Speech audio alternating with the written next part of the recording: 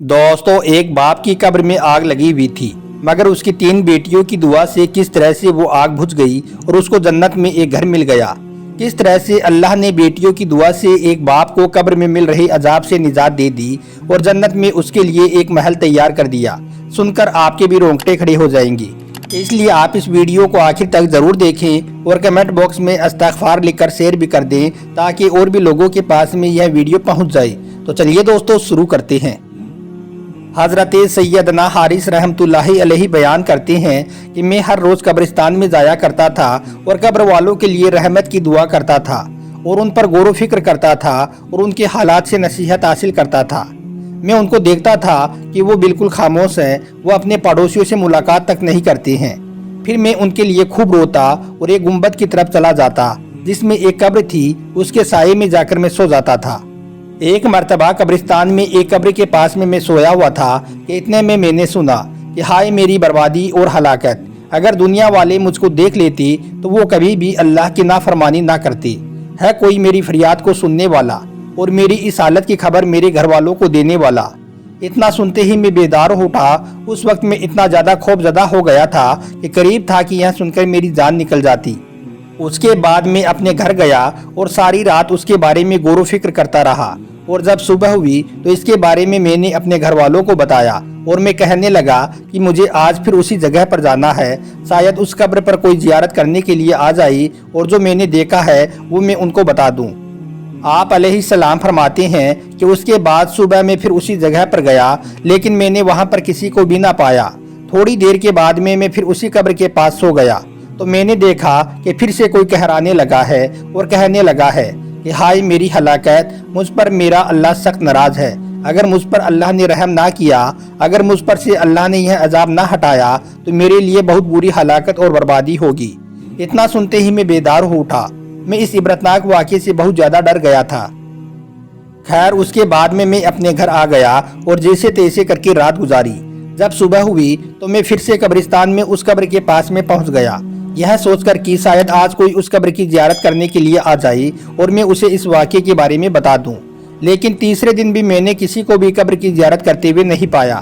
खैर, थोड़ी देर के बाद में मुझे नींद आ गई। इस बार मैंने साहिबे कब्र को देखा तो मैंने देखा कि उसके दोनों पाँवों को बांधा जा रहा है और वो चिल्ला रहा है और कह रहा है कि दुनिया वाले मुझसे कितने बेखबर हो चुके हैं, मुझ पर हर रोज़ अजाब बढ़ाया जा रहा है, मेरा अल्लाह मुझसे नाराज़ है, मुझ पर रहमत के दरवाजे बंद कर दिए गए हैं, अगर मुझ पर मेरा रब रहम नहीं करेगा तो मेरा क्या होगा।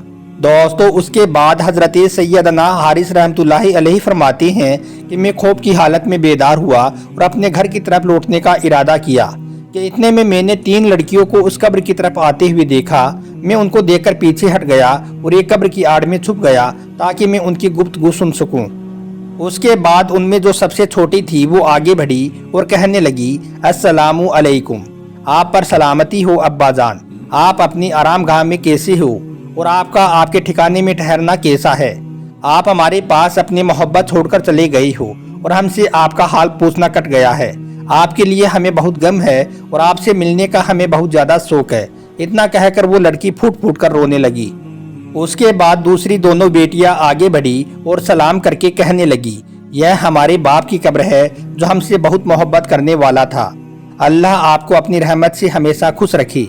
ए अब्बा जान, आपके जाने के बाद में हमें ऐसी ऐसी तकलीफ़ें और गम मिले हैं, अगर आप उनको देख लेती तो आप बहुत गमगीन हो जाती।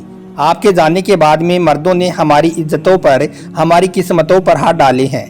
अल्लाह के फजलो करम से हम बच तो गई हैं, मगर एक बाप का साया हटने से हम महफूज नहीं हैं। दोस्तों, उसके बाद में हज़रत सैयदना हारिस रहमतुल्लाहि अलैहि फरमाते हैं कि उन लड़कियों की यह बातें सुनकर मुझे रोना आ गया।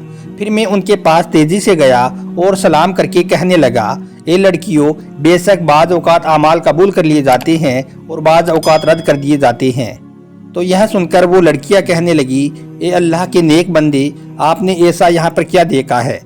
फिर मैंने उनको बताया कि ए लड़कियों, मैं 3 दिनों से यहाँ पर बार बार आ रहा हूँ और हर रोज़ यहाँ पर लोहे के हथौड़े और जंजीरों की आवाज़ें सुन रहा हूँ। तुम्हारा यह बाप कब्र में अजाब में मुब्तला है। जब उन लड़कियों ने यह सुना तो वो कहने लगी कि इससे बढ़कर और कोई दुख और मुसीबत एक बेटी के लिए क्या हो सकता है। کہ ہم اپنی حاجتوں کو پورا کرنے اور اپنے گھروں کو آباد کرنے میں مشغول ہیں، جبکہ ہمارے باپ کو قبر میں عذاب دیا جا رہا ہے۔ اللہ کی قسم، اب ہمیں چین نہیں آئے گا اور نہ ہی نیند آئے گی اور نہ ہی صبر آئے گا، یہاں تک کہ اب ہم اللہ کی بارگاہ میں گریا گری کرتی رہیں گی، شاید اللہ ہمارے باپ کو اس عذاب سے بچا لے۔ پھر وہ لڑکیاں اپنی چادروں میں گرتی پڑتی وہاں سے چلی گئی۔ آپ علیہ السلام فرماتے ہیں کہ اس کے بعد میں اپنے گھر کو لوٹ آیا اور جیسے تیسے کر کے رات گزاری، اور پھر جب صبح ہوئی تو میں پھر سے اسی قبر کے پاس میں چلا گیا اور اس کے پاس جا کر بیٹھ گیا اور اس کے حال پر غور و فکر کرنے لگا کہ اچانک مجھ پر نیند کا غلبہ آ گیا اور میں اسی قبر کے پاس میں سو گیا۔ اب میں نے صاحب قبر کو حسین و جمیل حالت میں دیکھا، اس کے پاؤں میں سونے کے جوتے ہیں اور اس کے پاس غلام کھڑے ہوئے ہیں۔ یہ دیکھ کر میں نے قبر میں سونے والے کو سلام کیا اور پھر کہا کہ اللہ آپ پر رحم کرے، آپ کون ہیں؟ تو وہ کہنے لگا کہ میں وہی شخص ہوں جس کے معاملے کو دیکھ کر آپ غمگین ہو گئے تھے۔ اللہ آپ کو جزائے خیر عطا کرے، آپ اللہ کے نیک بندے ہیں، اس لیے آپ کے سامنے میرا یہ حال پیش کیا گیا ہے۔ یہ سن کر میں نے پوچھا کہ آپ کا یہ حال کیسے ہوا ہے؟ تو وہ کہنے لگا کہ آپ نے جب میرا برا حال دیکھا تو اس کے بارے میں آپ نے میری بیٹیوں کو بتایا تھا۔ میری بیٹیاں بہت غمگین ہو گئی تھی اور اس کے بعد وہ گھر جا کر آنسو بہانے لگی اور سجدے میں سر رکھ کر رونے لگی۔ پوری رات وہ گریا گری کرتی رہی، تڑپتی رہی، روتی رہی اور میرے لیے اللہ سے بخشش کی دعا مانگتی رہی۔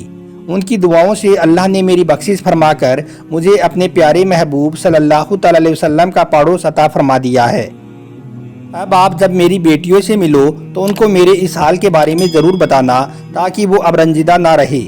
ان کو آپ بولنا کہ اب میں باغات اور محلات میں ہوں اور میں بہت سرور میں ہوں اور اب میں بہت خوش ہوں، اور میری بیٹیوں کو بتانا کہ ان کی دعاؤں کے صدقے سے اللہ نے مجھ کو معاف فرما دیا ہے اور مجھے اپنے محبوب صلی اللہ علیہ وسلم کا پڑوس عطا کر دیا ہے۔ آپ علیہ السلام فرماتے ہیں کہ اتنا سن کر میں بیدار ہو اٹھا اور اپنے گھر کو لوٹ آیا۔ پھر جیسے تیسے کر کے میں نے رات گزاری۔ پھر جیسے ہی صبح ہوئی تو میں پھر سے قبرستان چلا گیا۔ وہاں پر میں نے دیکھا کہ وہ تینوں لڑکیاں اپنے باپ کی قبر کے پاس میں ننگے پاؤں موجود ہیں اور وہ بہت غمگین ہیں۔ میں نے ان کو سلام کیا اور پھر ان سے کہا کہ مبارک ہو، تمہارے باپ کو بہت بڑی بھلائی اور بہت بڑے محل میں دیکھا ہے، اور تمہارے باپ نے مجھ کو بتایا ہے کہ اللہ تعالیٰ نے تم لوگوں کی دعا کو قبول فرما لیا ہے۔ اللہ نے تمہاری کوشش کو رد نہیں کیا ہے۔ اللہ نے تمہارے خاطر تمہارے باپ کو بخش دیا ہے، لہٰذا اب تم اللہ کا شکر ادا کرو۔ اتنا سننے کے بعد اس کی سب سے چھوٹی بیٹی آگے بڑھی اور دعا کرنے لگی، اے اللہ، اے دلوں کو خوش کرنے والے، عیبوں کو چھپانے والے، ہمارے غموں کو دور کرنے والے، گناہوں کو بخشنے والے، تو میری ہر حاجت کو اس طرح سے جانتا ہے جس طرح سے تنہائی میں میرے گناہوں کی معافی مانگنے کو جانتا ہے۔ اے اللہ، تو میرے ارادے، میری نیت کو خوب جانتا ہے۔ تو ہی میرا مالک ہے، تو ہی میرا مولا ہے، میری پکڑ فرمانے والی ذات بھی تو ہے، میری ہر مصیبت کو دور کرنے والا بھی تو ہے، میری دعا کو قبول کرنے والا بھی تو ہے۔ تو نے اپنے فضل و کرم سے میری ہر حاجت کو قبول فرمایا ہے اور میرے باپ کے حق میں میری صفات کو قبول فرمایا ہے اور میرے باپ کو قبر کے عذاب سے بچایا ہے۔ یا اللہ، میں تیرا لاکھ لاکھ شکر ادا کرتی ہوں۔